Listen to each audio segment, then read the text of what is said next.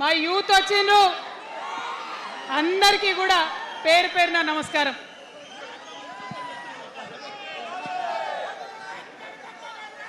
ఇవాళ చాలా చాలా చాలా చాలా మంది ఎదురు చూస్తూ ఉన్నారు ఏం జరుగుతుంది ఈ రాష్ట్రంలో అని. ఒక్క మాట మాత్రం నేను నా తెలంగాణ ప్రజలకు చెప్పగలుగుతా. గత 20 ఏళ్లుగా తెలంగాణ ఉద్యమంలో నేను పోషించినటువంటి పాత్ర, తెలంగాణ జాగృతి పోషించినటువంటి పాత్ర మీ అందరికీ తెలిసిందే.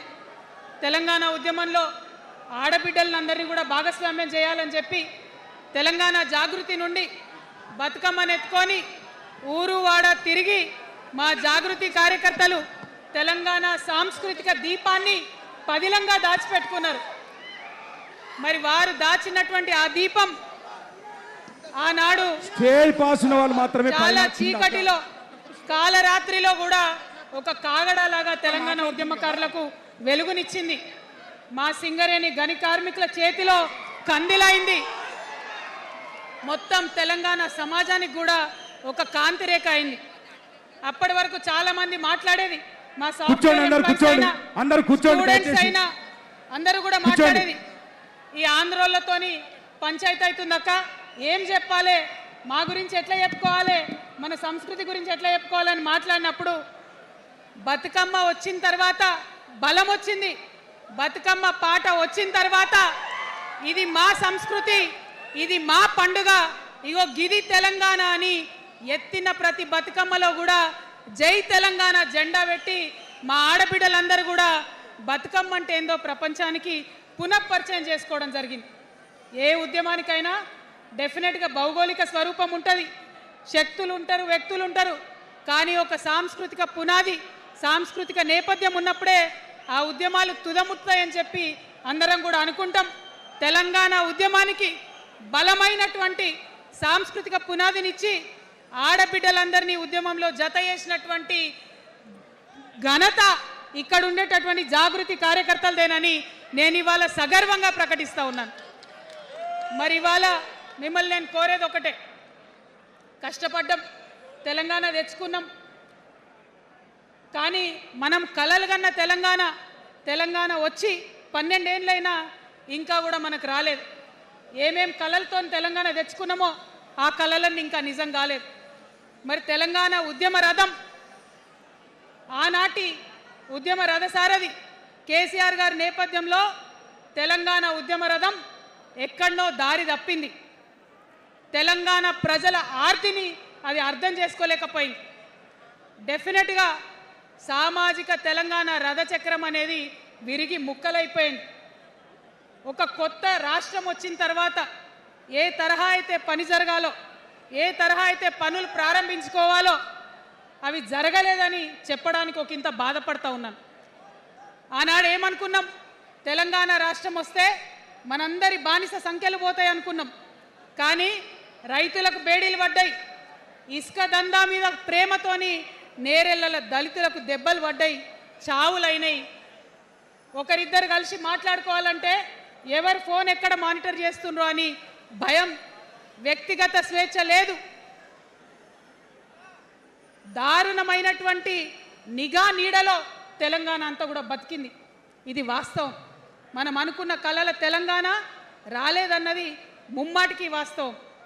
మరి అటువంటి సందర్భంలో నేను ఇవాళ మీ అందరికీ ఒక మాట చెప్పాలి.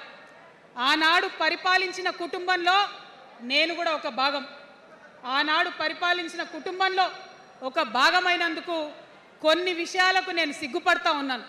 తెలంగాణ ప్రజల్ని క్షమించమని కూడా కోరుతా ఉన్నాను. కానీ తెలంగాణ సాధించినందుకు మాత్రం చాలా గర్వపడుతున్నాను. నా జన్మ ధన్యమైందని చెప్పి భావిస్తూ ఉన్నాను. మరి అనేకమైనటువంటి తప్పులు జరిగినాయి, అనేకమైనటువంటి నేరాలు జరిగినాయి, అనుకున్నటువంటి తెలంగాణ సాధించుకోలేదు. మరి ఆ తప్పులో ఎక్కడో ఒక దగ్గర నాకు భాగం ఉందని చెప్తున్నప్పుడు మరి కేవలం క్షమాపణ చెప్తే సరిపోతుందా? ఏ తెలంగాణ అయితే కావాలనుకున్నామో, ఏ సామాజిక న్యాయ తెలంగాణ అయితే రావాలని అనుకుంటున్నామో దానికోసం నడుం బిగించి కష్టపడి పని చేయాల్సిన అవసరం కూడా ఉంది. మరి వాళ్ళ పని చేయడం కోసమే తెలంగాణ రాష్ట్ర సేన ఇవాళ తెలంగాణ ప్రజల ముందుకు వచ్చింది. రేపటి నుంచి మీరు చూస్తారు మా పని ఎట్లుంటుందో, మా పనితీరు ఎట్లుంటుందో. ఎందుకంటే ఏ పోరాటం చేయాలన్నా, ఏ ప్రజలకు మంచి చేయాలన్నా కేవలం కొట్లాడితే సరిపోదు, దానికి రాజకీయ అధికారం కూడా ఉండాలి. రాజకీయ అధికారం తోడైనప్పుడే ప్రజలకు చేయాలనుకున్న మంచి చేయగలుగుతాం. అందుకే ఇవాళ పార్టీ పెట్టేది. అదర్వైజ్ గత 11 నెలల నుంచి తెలంగాణ జాగృతి చేస్తున్న పోరాటాలు మీరు చూస్తున్నారు. ఎన్ని పోరాటాలు తీసుకున్నాం, ఎన్ని రకాలుగా సక్సెస్ సాధించడం మీరు చూసిండ్రు. కానీ ఉట్టి పోరాటాలు సరిపోవు, ఖచ్చితంగా రాజకీయ అధికారం ఉండాలి. దానికోసమే ఇవాళ తెలంగాణ రాష్ట్ర సేన మీ ముందుకు వచ్చిందని చెప్పి నేను సగర్వంగా ప్రకటిస్తూ ఉన్నాను. మరి ఈ పొలిటికల్ పార్టీ ఏదైతే తెలంగాణ ప్రజల కోసం వచ్చిందో అది టెక్నికల్గా అధికారం తెచ్చుకోవడానికి, ఎన్నికల్లో పాల్గొనడానికి డెఫినెట్గా బాగుంటుంది. కానీ దానికి ఒక ఆత్మ ఉండాలి, దానికి ఒక నేపథ్యం ఉండాలి. ఇవాళ బీఆర్ఎస్తో అదే కదా ప్రాబ్లం. టెక్నికల్గా బాగున్నారు, ఎలక్షన్ పోతున్నారు, సీట్లు గెలుస్తున్నారు, కానీ తెలంగాణ ఆత్మను కోల్పోయింది. కాబట్టే ఇవాళ తెలంగాణ రాష్ట్ర సేన వచ్చింది. నేను తెలంగాణ ప్రజలందరికీ చేతులు జోడించి నమస్కరించి ఒక మాట చెప్తున్నా, హార్ట్ఫుల్గా చెప్తున్నా, నా హృదయాంతరాల నుంచి ఒక మాట చెప్తా ఉన్నా. నేను తెలంగాణలో ఉన్న 3.5 కోట్ల మంది తెలంగాణ బిడ్డలందరికీ ఒక అమ్మగా పరిణితి చెందాలనుకుంటున్నా.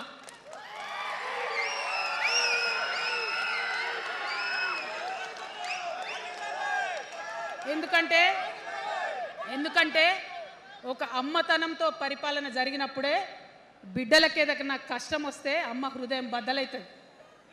అటువంటి దుఃఖంతో పరిపాలన జరిగినప్పుడే, అటువంటి సంవేదనతో పరిపాలన జరిగినప్పుడే, అటువంటి ఆర్తితో పరిపాలన జరిగినప్పుడే రాష్ట్రం ముందుకు పోతుంది, రాష్ట్రంలో ఉన్న ప్రజల కష్టాలు తీరుతాయి. ఇవాళ ఎన్నిసార్లు ఎన్ని రకాలుగా ఆలోచన చేసినా మన తెలంగాణ రాష్ట్రంలో అనేక రోజుల నుంచి, అనేక సంవత్సరాల నుంచి ఒక భూస్వామ్య వ్యవస్థ నడిచింది. మనకు తెలుసు, అనేక రకాల పోరాటాలు వచ్చినాయి. సమానత్వం కోసం ప్రయత్నం చేసినాం, పోరాడుతూనే ఉన్నాం.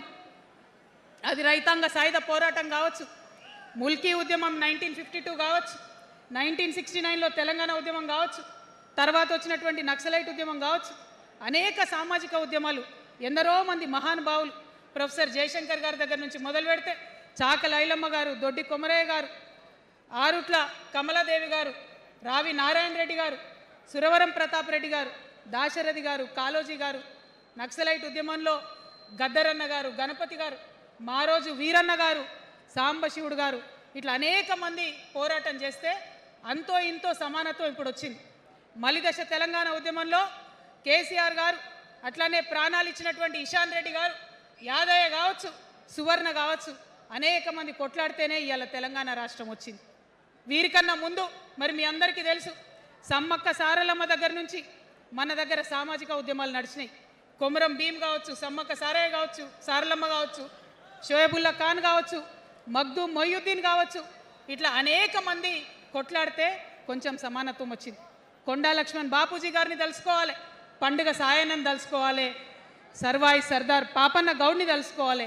ఇట్లా అనేక మంది కొట్లాడింది. పంతు నాయక్ గారు ఉన్నారు, మరి ఇట్లా ఆదివాసీ వీరులు అనేక మంది ఉన్నారు. బియ్యాల జనార్దన్ రావు ఉన్నారు, ఆదివాసీల కోసం కొట్లాడినటువంటి బిడ్డ. వీరందరినీ కూడా వారి స్ఫూర్తిని తీసుకుంటాం.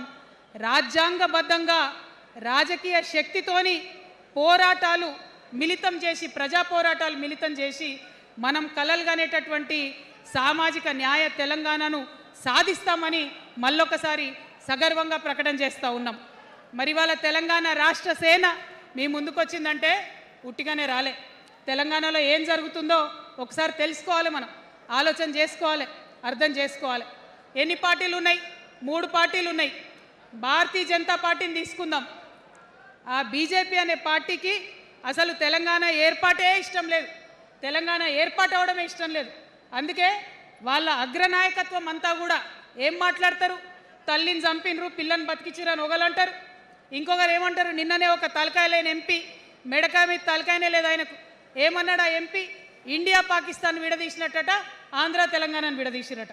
మరి వాళ్ళ అగ్రనాయకత్వం ఇన్ని మాటలు అంటుంటే మన ప్రాంతంలో ఉన్నటువంటి భారతీయ జనతా పార్టీ బానిస ఎంపీలు ఎవరైతే ఉన్నారో ఒక్క మాట కూడా వాళ్ళు మాట్లాడరు.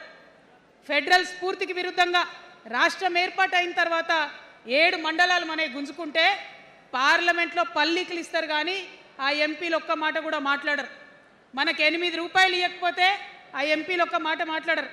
విభజన హామీలు ఇవ్వకపోతే ఆ బీజేపీ బానిస ఎంపీలు ఒక్క మాట కూడా మాట్లాడరు. అంతేకాకుండా సామాజిక న్యాయం అనేటటువంటి ఒక కాన్సెప్ట్కే బద్ద వ్యతిరేకి భారతీయ జనతా పార్టీ. అందుకే ఏం చేస్తున్నారు, మహిళా బిల్ అయితే మోసం 2 సార్లు పాస్ చేసిర్రు, దాన్ని మొత్తానికే పక్కన పెట్టేసిండ్రు. బీసీ బిల్లు ఇక్కడికి వెళ్ళి పంపిస్తే దాన్ని తొక్కిపెట్టిండ్రు. కులగణన వేస్తామన్నారు, దాన్ని తొక్కిపెట్టిండ్రు. అత్యంత పేదవాళ్లకు సమాజంలో 2 బుక్కల అన్నం పెట్టేటటువంటి ఉపాధి హామీ పథకం ఉంటే కూడా దాన్ని కూడా మొత్తానికి బంద్ చేసి పెట్టిండ్రు. అయినా కూడా ఈ బీజేపీ బానిస ఎంపీలు ఒక్క మాట కూడా మాట్లాడరు, కనీసం పెదవులు తెరవరు. నేను ఇవాళ బీజేపీ ఎంపీలను డిమాండ్ చేస్తున్నా, సవాల్ చేస్తా ఉన్నా, మీరు తెలంగాణ తల్లి బిడ్డలైతే కనీసం భద్రాచలం దగ్గర ఒక 5 గ్రామాలు ఉన్నాయా, ఆంధ్రాలకు పోయినాయి, అవి పోతే మన రాముడి గుడి మునిగిపోతుంది. పోలవరం నిండితే భద్రాచలం మొత్తం కూడా నీళ్ళు వచ్చేటటువంటి పరిస్థితి ఉన్నది. మీకేమన్నా సిగ్గు ఎగ్గు ఉంటే తెలంగాణ తల్లి బిడ్డలైతే 8 మంది బీజేపీ తెలంగాణ ఎంపీలను ఛాలెంజ్ చేసి అడుగుతా ఉన్నా, ఆ 5 గ్రామాలను మీరు వాపస్ తెలంగాణకు పట్టుకరండి. మేం మాట్లాడినాం, జాగృతి నుండి మాట్లాడినాం, ఆంధ్ర వారికి లేఖ రాసినాం, కేంద్రానికి లేఖ రాసినాం. మరి మీరేం చేస్తున్నారయ్యా? రాముడి గుడి ఇక్కడ భద్రాచలం రాముడు కాదా? ఆయన గుడి మునిగిపోయినా మీరు మాట్లాడరా? నేను సవాల్ చేస్తా ఉన్నా భారతీయ జనతా పార్టీ ఎంపీలకు, ఖచ్చితంగా మీరు 5 గ్రామాలను తెలంగాణకు తీసుకురావాలి. ఇక బీఆర్ఎస్ పార్టీ ఉంది, ఇంకో పార్టీ. ఏముంది ఆ పార్టీలో? మొట్టమొదటి ప్రభుత్వం వచ్చింది, తొట్టతల్లి ముఖ్యమంత్రి గారు అయినరు. మంచి సాలు తీయాల్సి ఉండే, అది సామాజిక న్యాయానికి కావచ్చు, ఒక ప్రణాళిక కావచ్చు.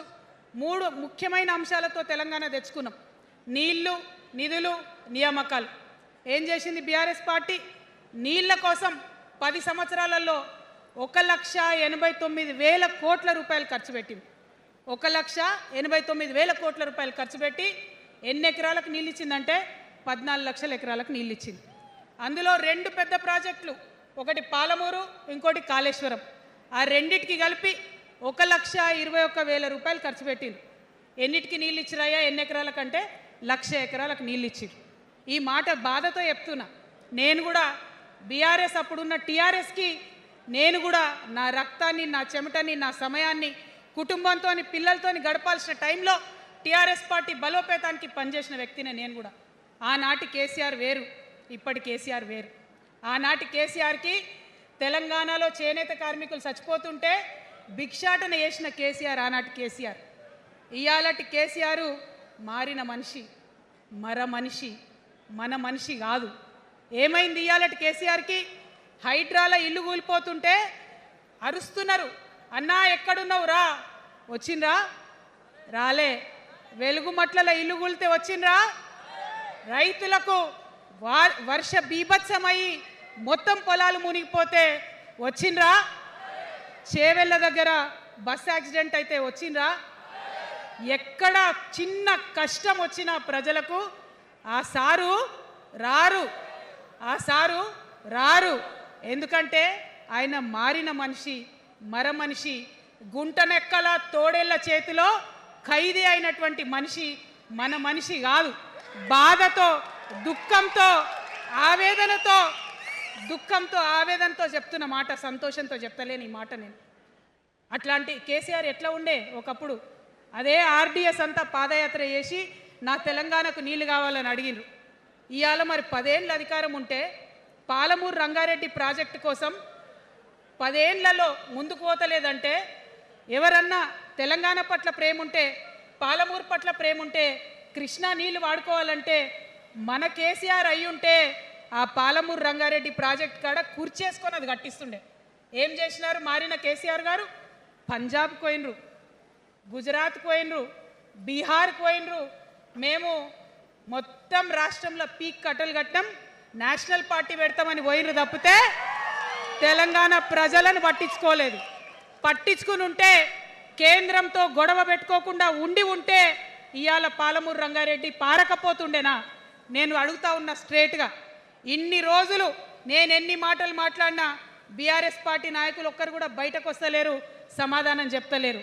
దీనికి మీరు సమాధానం చెప్పకపోతే ప్రజలే మిమ్మల్ని బయటకు లాగి సమాధానం చెప్పేటట్టు చేస్తారని కూడా ఈ సందర్భంగా నేను తెలియజేస్తా ఉన్నా. ఒకటే మాట అడుగుతున్నా, మన కేసీఆర్ అయి ఉంటే ఆనాడు తెలంగాణ బిడ్డలు కష్టపడితే బయటకు వచ్చి నా బిడ్డలకు ఇబ్బంది అవుతుందని కొట్లాడిన వ్యక్తి, సింగరేణి గనిలో ఒక కార్మికుడు చనిపోతే అక్కడి దాకా పోయి చూసి వచ్చినటువంటి వ్యక్తి, మరి తెలంగాణ వచ్చినాక ఏమైందా ప్రేమ? అధికారం ముందు మమకారం తగ్గిపోయిందా? ఏం జరిగిందని నేను అడుగుతా ఉన్నా. ఎందుకు ఈ మాట చెప్తా ఉన్నా అంటే, ప్రేమ నాకు కూడా ఉంది. నాకు తండ్రి కావచ్చు, అది వేరే విషయం. కానీ ఒక రాజకీయ నాయకుడిగా వారు ఈ మధ్య రాజకీయ పరిణితి కోల్పోయి మాట్లాడుతూ ఉన్నారు. కేటీఆర్ గారు మాట్లాడిందంటే ఓకే అనుకోవచ్చు, ఆయనకు పెద్దగా తెలియదు పాపం. కానీ కేసీఆర్ గారు అనే మాట ఏంటంటే, ప్రజలు తప్పు చేసిండ్రు. ఓకే, ఒక సెకండ్ నేను ఒప్పుకొని దాన్ని, ఒక సెకండ్ అనుకుందాం. ప్రజలు తప్పు చేస్తే నేను ఒక తల్లిగా అడుగుతున్నా, నేను నా కొడుకో మాట చెప్తా, వాడు వినలేదనుకో, కింద పడ్డాడు అనుకో, ఇడిచిపెడతానా? దగ్గర తీసుకొని మంది అనా? ఓకే, ప్రజలు తప్పు చేసిర్రు అనుకోండి, మీకు అధికారం ఇవ్వలేదు అనుకోండి, ఒక కర్కోటకుడి పాలన నడుస్తుంది అలా తెలంగాణలో. ఇబ్బంది పడుతున్నారు ప్రజలు, గోసపడుతున్నారు, ఏడుస్తున్నారు. ఇండ్లు అన్నీ ఉండి ఇండ్లు గూలగొడుతుంటే, అర్ధరాత్రి ఇంటి మీదకి వచ్చి ఇండ్లు గూలగొడుతుంటే ఆదుకోవాల్సిన అమ్మలాంటి మన పాత కేసీఆర్ ఏడి? ఎక్కడున్నాడు? ఇది మనం అడగాల్సింది. అందుకోసమే నేను ఈ నిర్ణయం తీసుకున్నది. నన్ను పార్టీలోంచి బయటకేస్తే నేను వెంటనే పార్టీ పెట్టలే. ఆనాడు కూడా చెప్పిన, నేను ఆలోచన చేస్తున్నా, మారతారేమో అని చూసిన, పదే వేచి చూసిన. ఇవాళ నన్ను పార్టీలోకి వెళ్ళి సస్పెండ్ చేసి 10 నెలలైంది. నాకు నిజంగా మంచిగానే అయింది. ఎందుకు తెలుసా? ఆనాడు ఉద్యమకారులను ఇబ్బంది పెడుతుంటే నేను ఇంకా గట్టిగా మాట్లాడలేదు. ఆనాడు మీకు జరిగింది, ఇవాళ నాకు జరిగింది. కొత్త ఏం లేదు. కేసీఆర్ కోసం, టీఆర్ఎస్ పార్టీ కోసం, ఆనాడు తెలంగాణ ఉద్యమం కోసం ఇండ్లు అమ్ముకొని, భూములు అమ్ముకొని, ప్రతి ఊర్లో టీఆర్ఎస్ కండువా వేసుకొని పోరాటం చేసినటువంటి కార్యకర్తలు ఎక్కడున్నారు ఇవాళ? ఒక్క గుళ్ళ మెంబర్ ఇయర్ రాలేదా? ఒక్క గుడి చైర్మన్ ఇయర్ రాలేదా? తెలంగాణను వ్యతిరేకించి ఉద్యమాన్ని తొక్కిపట్టి మన మీద లాఠీలు పెట్టి కొట్టినటువంటి వాళ్ళకి తీసుకొచ్చి ఎమ్మెల్యే సీట్లు ఇచ్చి వాళ్ళ అనుచరులు వచ్చి మిడతల దండలాగా మన కార్యకర్తల మీద పడితే, తల్లి కోడి కాపాడుకున్నట్టు పిల్లల్ని కాపాడుకోవాల్సిన మన కేసీఆర్ ఏడబోయింది. వచ్చిందా ఎవరికన్నా పదవులు? ప్రతి సంవత్సరం రాష్ట్రం మొత్తంలో పోస్టులు నింపితే 6,000 పైచిలకు నామినేటెడ్ పోస్టులు వస్తాయి తెలుసా? అంటే 10 ఏళ్ళ 2 ఏళ్ళకోసారి నామినేటెడ్ పోస్టులు వేసినా ఒక 30,000 మందికి దాదాపుగా ఏదో ఒక గౌరవం. ఏం కావాలి మనకు ఉద్యమకారులకు చెప్పండి? ఏం కావాలి? కండువా వేసుకొని పిచ్చోళ్ళ లెక్క తిరిగినందుకు, మన ఇంటోళ్ళని ఇడిచిపెట్టి తిరిగినందుకు ఇంత మర్యాద కావాలి. మా సార్ నన్ను గుర్తుపట్టిండా, మా పార్టీ నన్ను గుర్తుపట్టింది, నాకేదో చిన్న పదవి ఇచ్చిరని చెప్పుకుంటే ఒక మర్యాద ఉంటుంది. వచ్చిందా మనకు ఆ మర్యాద? ఎక్కడన్నా వచ్చిందా? ఆనాడు అవహేళన చేసిర్రు, పార్టీలకు వచ్చి మళ్ళీ అవహేళన చేసిండ్రు. అంటే ఎప్పుడైతే అధికారం వచ్చిందో అప్పుడు అమ్మతనం పోయింది, ఎప్పుడైతే అధికారం వచ్చిందో అప్పుడు మమకారం పోయింది. అందుకే అంటున్నా, ఆయన మన కేసీఆర్ కాదు, మారిన కేసీఆర్, మరబొమ్మ లాంటి కేసీఆర్. కాబట్టే ఇవాళ నేను నిలబడి యుద్ధం చేస్తా ఉన్నా. ఈ గడ్డకు ఈ తెలంగాణ రాష్ట్రానికి ప్రాణాలు అడ్డం పెట్టుకొని మన ప్రజలను కాపాడాల్సినటువంటి వ్యక్తులు కావాలి, అటువంటి సైన్యం కావాలి. సైన్యం అయిదామా? సిద్ధంగా ఉన్నారా? ఎట్లయితే ఉద్యమం అప్పుడు కడుపు కట్టుకొని కాలు కట్టుకొని పనిచేసినామో ఇప్పుడు అట్లా పనిచేయాల్సినటువంటి అవసరం ఉన్నది. ఇవాళ ఒక్క పాలమూరు రంగారెడ్డి కాదు, కాళేశ్వరంలో జరిగినటువంటి అవినీతి. ఒక మాట ఆలోచించాలి. మన కేసీఆర్ అయితే ఏమన్నాడు అప్పుడు ఉద్యమంలో? నా బిడ్డ కానీ నా కొడుకు కానీ తప్పు చేస్తే తీసి పారేస్తా పార్టీలోకి వెళ్ళన్నారు. ఇవాళ నేనేం చేసిందే మీకు తెలియదా? నేనేం చేసినా కాళేశ్వరంలో అవినీతి జరిగిందన్నమాట చెప్పిన. అంటే అవినీతి జరిగిందని చెప్పిన నన్ను బయటేసి అవినీతి చేసిన పందికొక్కుల్ని పక్కన కూర్చోబెట్టుకున్నారు చూడు, అది మన కేసీఆర్ కాదు, అది మన కేసీఆర్ కాదు. కాదు, ఆత్మలేని మరబొమ్మ ఇప్పుడున్న కేసీఆర్, మన కేసీఆర్ కాదు. మన కేసీఆర్ అయితే కళ్ళెత్తి చూసే ధైర్యం ఉండకుంటుండే, కాళ్ళు మొక్కేటటువంటి తత్వం ఉంటుండే. ఇవాళ అది మన కేసీఆర్ కాదు. కాబట్టే ఎదురుగా నిలబడి కొట్లాడుతా నాతో కలిసి వస్తారా? సిద్ధమేనా? ఇవాళ బీఆర్ఎస్ పార్టీ చేస్తున్నటువంటి అనేక తప్పులు, అనేక అంశాలు ఉన్నాయి. ఒకటి కాదు, రెండు కాదు. ఇది ప్రారంభం మాత్రమే. మొదలు పెట్టినాం, జస్ట్ ఇల్లలికినాం. In front there is crocodiles festival. తర్వాత చాలా చెప్పేది ఉంది, అప్పుడు చెప్దాం. ఇప్పుడు ఏం జరుగుతుంది ఈ రాష్ట్రంలో? ఒక కర్కోటకుడు ఆయన పరిపాలన జరుగుతుంది. బాధ అనిపిస్తుంది ఒక పొలిటికల్ లీడర్ని కర్కోటకుడు అనాలంటే. కానీ అనక తప్పని పరిస్థితి.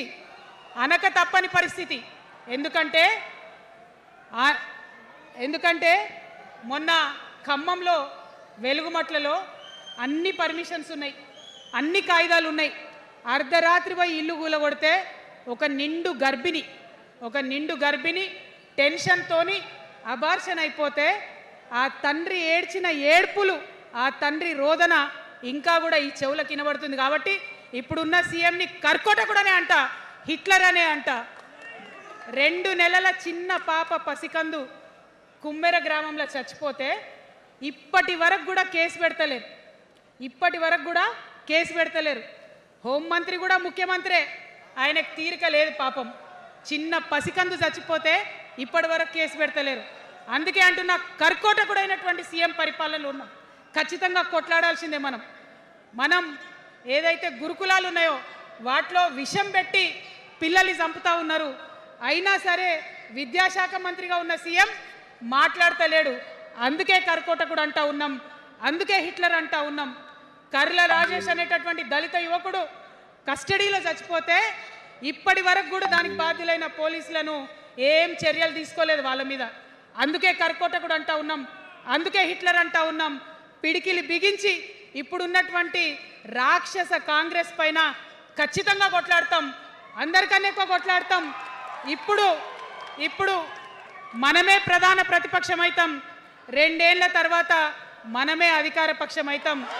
ఖచ్చితంగా అధికారంలోకి వస్తాం. ఎందుకోసం వస్తాం అంటే నేను ఒక మాట చెప్పాలి. అందరినీ మనం మాటలు అంటున్నాం కదా, we are opposing everybody, we are criticizing everybody. But what is the solution? Don't oppose without propose అని కాన్షీరామ్ గారు చెప్పారు. నేను చెప్పలే, don't oppose without proposal. So నేను కొన్ని ప్రపోజల్స్ తెలంగాణ ప్రజల ముందు పెట్టాలనుకుంటున్నా. నేను ఈ 3 పార్టీలు అధర్మంతో నిండిపోయినాయి, అవినీతితో నిండిపోయినాయి, బంధుప్రీతితో నిండిపోయినాయి, కుటుంబ అవినీతి పరిపాలనతో నిండిపోయినాయి. కాబట్టి నేను ఒక ప్రపోజల్ చెప్తున్నా. ఈ 3 పార్టీల మీద ఆనాడు భగవంతుడు శ్రీకృష్ణుడు చెప్పినట్టు పాంచజన్యం, ఆయన శంఖం పేరు, యుద్ధంకి ముందు పాంచజన్యం ఎట్లయితే పూరిస్తారో మనం కూడా పాంచజన్యం పూరిద్దాం. ఒక 5 అంశాలను ప్రధానంగా తీసుకుందాం. ఆ 5 అంశాల కోసం ఇప్పుడు కొట్లాడదాం. రేపు ప్రభుత్వంలోకి వచ్చిన తర్వాత మన ప్రజలకు చేద్దాం. ఏం అంశాలు అవి? మొట్టమొదటిది విద్య.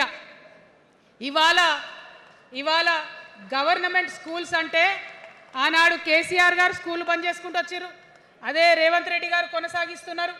ఎక్కడా కూడా ప్రభుత్వ పాఠశాలలలో వసతులు లేవు. వాష్రూమ్ ఉండదు, వాచ్మెన్ ఉండడు, అటెండర్ ఉండడు, పిల్లలే పోయి బెల్లు కొట్టుకోవాలి, పిల్లలే పోయి బాత్రూమ్లు కడుక్కోవాలి, మంచినీళ్ళు ఉండవు, భయంకరమైన పరిస్థితి ఉంది. నేనేమంటా అంటే గుడిని ఎంత పవిత్రంగా చూస్తామో బడిని కూడా అంతే పవిత్రంగా చూడాలి.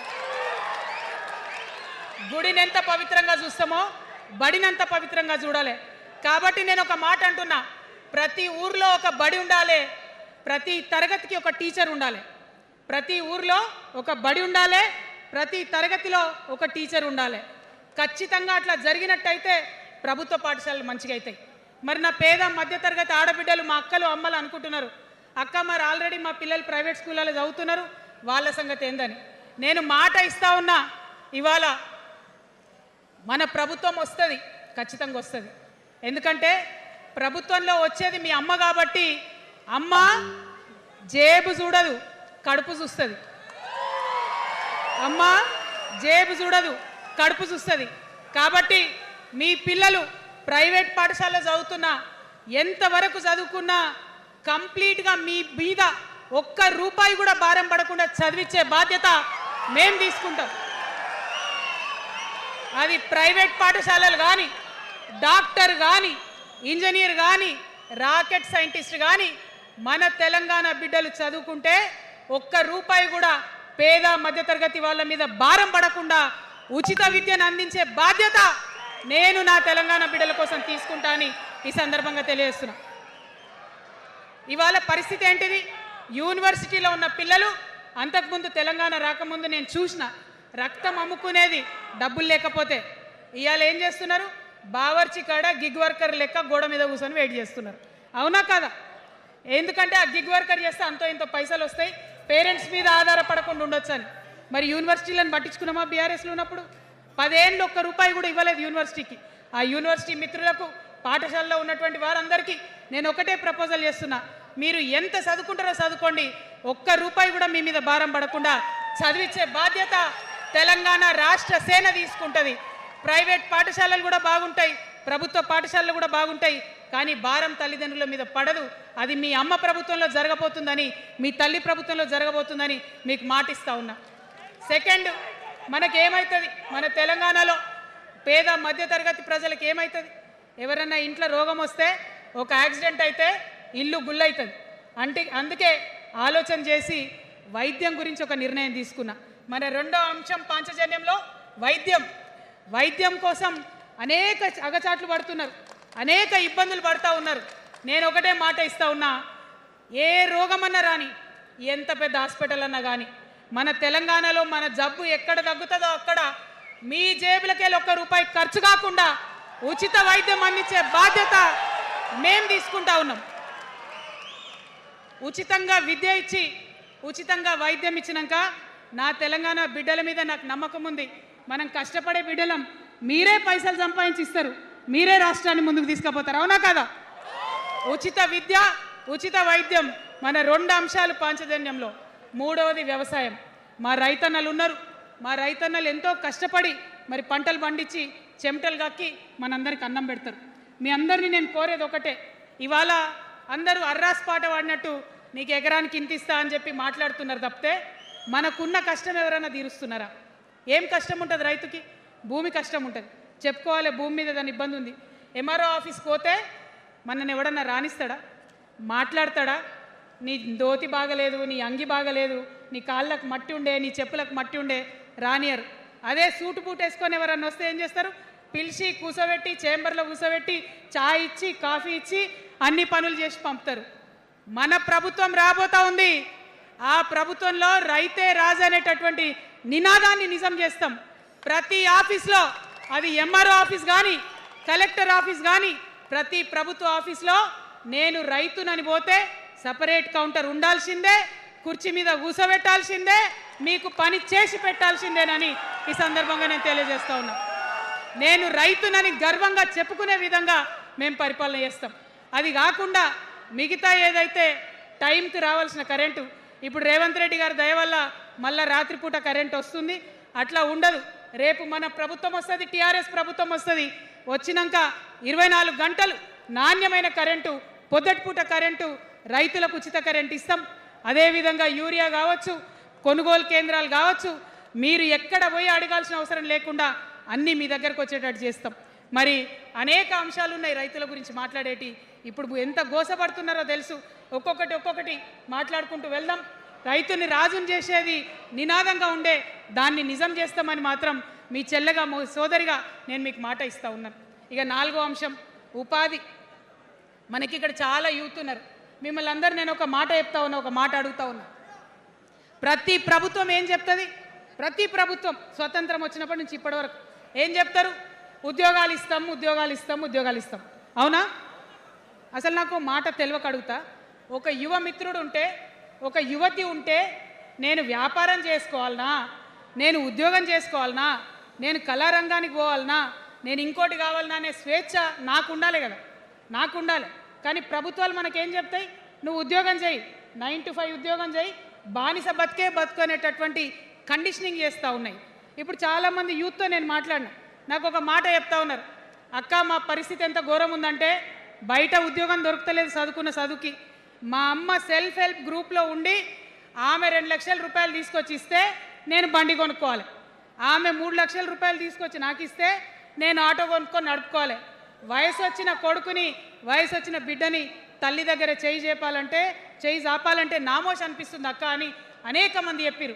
అందుకే నేను చెప్తా ఉన్నా, ఉపాధి అంటే కేవలం ఉద్యోగం కాదు. ఉపాధి అంటే మన ప్రభుత్వంలో రేపు రాబోయేటటువంటి మీ అమ్మ ప్రభుత్వంలో 2 లక్షల రూపాయల నుంచి మొదలు పెడితే 20 కోట్ల రూపాయలకు కూడా మనము మీ వ్యాపారానికి సంబంధించిన ఐడియాతో మీరు వస్తే బ్యాంకులతో సంబంధం లేకుండా నా యువతులను నమ్మి ఆ లోన్ డైరెక్ట్గా మీకు ఇవ్వడం జరుగుతుంది.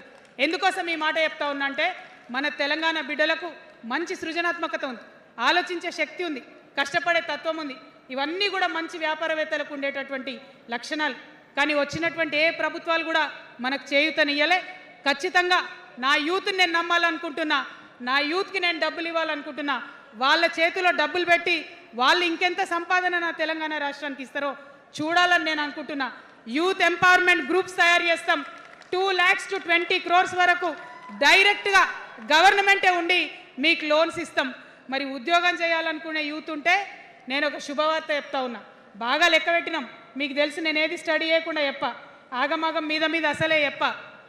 నేను స్టడీ చేసిన దానికి ఏంటంటే ఎవరైతే ఉద్యోగం చేయాలనే యూత్ ఉంటారో వాళ్ళకి మొదటి సంవత్సరమే మన గవర్నమెంట్ వచ్చినాక 4 లక్షల ఉద్యోగాలు ఒకటేసారి సింగిల్ నోటిఫికేషన్తోని ఇచ్చి తీర్థం.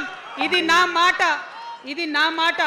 నేను మళ్ళీ మీకు ఎందుకు చెప్తా ఉన్నా ఈ మాట అంటే, నేను తల్లిని, నేను జేబు చూడా, ఎంత ఖర్చు అవుతుంది, ఎంత జీతం అవుతుంది చూడా, నా కొడుకు కడుపులో ఉన్న బాధను, వాడి ఆత్మగౌరవాన్ని, నా బిడ్డ బాధను, ఆమె చదువుకున్న చదువుకి రావాల్సిన ఉద్యోగాన్ని దాన్నే చూస్తా. కాబట్టి మొదటి సంవత్సరమే 4 లక్షల ఉద్యోగాలు ఇస్తాం.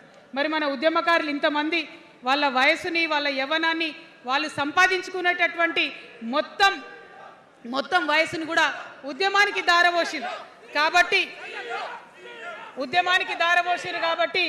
నేను ఉద్యమకారుల కోసం ప్రత్యేకించి జూన్ 2, 2014 వరకు కట్ ఆఫ్ డేట్ పెట్టుకొని ఆనాటి ఉద్యమకారులకి 1 లక్ష ఉద్యోగాలు, సూపర్ న్యూమరరీ జాబ్స్ క్రియేట్ చేయబోతా ఉన్నామని కూడా ఈ సందర్భంగా తెలియజేస్తున్నా. అంటే ఇవన్నీ తెలంగాణ ఉద్యమంలో, తెలంగాణ రాష్ట్ర సాధనలో మీరు చేసిన ప్రయత్నానికి, మీ రుణం తీర్చుకోవడానికి నేను చేస్తున్న ఈ ప్రయత్నం అని చెప్పి ఈ సందర్భంగా తెలియజేస్తా ఉన్నా. మరిగా మన పాంచజన్యంలో 5వ అంశం, ఆఖరి అంశం, అతి ముఖ్యమైనటువంటి అంశం సామాజిక న్యాయ తెలంగాణ సాధించాల్సిందే. మన ఎస్సీ మిత్రులకు, ఎస్టీ మిత్రులకు, అగ్రవర్ణాల్లో ఉన్నటువంటి పేదవారికి, బీసీలకు అందరికీ న్యాయం జరగాలి. మా మైనారిటీ సోదరులు, మా ముస్లిమ్స్ కావచ్చు, క్రిస్టియన్స్ కావచ్చు, సిక్కులు కావచ్చు, అందరికీ కూడా న్యాయం జరగాలి. మరి బీఆర్ఎస్లో మనం చూసినాం, मुस्लिम्स कोसम थोड़ी देर उर्दू में बात करके आपसे मीठी मीठी बातें बोल के सोपत करके देखो, सोना घिसके देखो बोले, आप 2 बार सोपत कर लिए, तालीम का एक छोटा सा रोशनी आपको दिखाए लेकिन रोजगार आपसे दूर रखे। जो 12% रिजर्वेशन का बात हुआ था उसके ऊपर कुछ भी अमलावरी नहीं हुआ। और जो माइनॉरिटी फाइनेंस कॉरपोरेशन का पहले लोन मिलते थे 10 साल के बीआरएस में कितने लोन मिले, अब 2 साल के कांग्रेस में कितने लोन मिले, आप एक बार देख लो। सारे लोग बस बातें ही बोल रहे हैं लेकिन काम कोई नहीं कर रहा है। आपकी बेटी हूँ मैं, ये धरती का कर्ज उतारने के लिए नया पॉलिटिकल पार्टी आपके सामने लेके आई हूँ। आपसे मैं गुजारिश करती हूँ मेरे साथ चलिए, जो बदलाव आपके ज़िंदगी में आएगा ज़रूर आपको बदलाव दिखेगा, पहले जैसा नहीं होगा। बिल्कुल अलग सा एक स्ट्रैटेजी बना रहे हैं, अलग से आपके रेस्पेक्ट के लिए हमारी सोच है। हम मिलेंगे, बात करेंगे। మరి అందరికన్నా ఎక్కువ మా ఆడబిడ్డలంటే నాకు ప్రాణం। మా ఆడబిడ్డల కోసం ప్రత్యేకంగా నేను ఒకటే మాట చెప్తున్నా, మనం ఎక్కడ ఉన్నా ఏ వయసులో ఉన్నా మనకు భయం అవుతుంటుంది ఎక్కడికైనా పోవాలంటే, మన భద్రత మీద మనకు ఆలోచన ఉంటుంది, ఖచ్చితంగా ప్రధానమైన అంశంగా తీసుకుంటాం। అదేవిధంగా ఇప్పుడు చదువుకుంటున్నటువంటి ఆడపిల్లలు వారి ఉద్యోగాల మీద ప్రయారిటీగా తీసుకుంటాం। వారి వ్యాపారవేత్తలుగా తీర్చిదిద్దడానికి ఖచ్చితంగా ప్రయత్నం చేస్తాం. ఇప్పుడు సెల్ఫ్ హెల్ప్ గ్రూప్స్లో ఏదైతే వడ్డీ లేని రుణాలు ఇస్తున్నారో అట్లా కాకుండా ప్రాపర్గా గ్రాంట్స్ ఇచ్చేటట్టుగా ప్రయత్నం చేస్తాం. చిరు ఉద్యోగులు, కాంట్రాక్ట్ ఉద్యోగులు ఎవరైతే ఉన్నారో, ఎవరైతే విస్మరించబడ్డారో వారందరినీ కూడా కళ్ళలో పెట్టి కాపాడుకుంటాం. ఇవాళ ప్రారంభం మాత్రమే, అనేక అంశాలు చెప్పుకున్నాం. కానీ ఖచ్చితంగా పాంచజన్య శంఖం పూరిస్తాం. అవతలి వాడు మనవాడైనా సరే, అధర్మం వైపు వాడుంటే వాళ్ళ మీదైనా సరే యుద్ధం చేయడానికి ఖచ్చితంగా వెనుకడుగు వేయకుండా ముందుకే వెళ్తామని తెలియజేస్తూ, మరి ఈ 3 పార్టీలు కూడా, Congress party single agenda Rahul గాంధీని ప్రధానమంత్రి చేయాలి, BRS party single agenda farm హౌస్లో పెద్దసారి ఉండాలి, చిన్నసారి సీఎం కావాలి, బీజేపీ పార్టీ సింగిల్ ఎజెండా సామాజిక న్యాయాన్ని కథం పట్టియాలి. కాబట్టి 3 పార్టీల మీద కూడా యుద్ధం చేసేది ఉన్నది.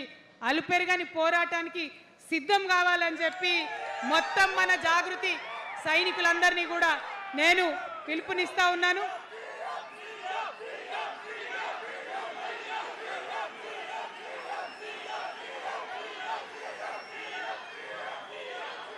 Thank you. జై తెలంగాణ, జై తెలంగాణ.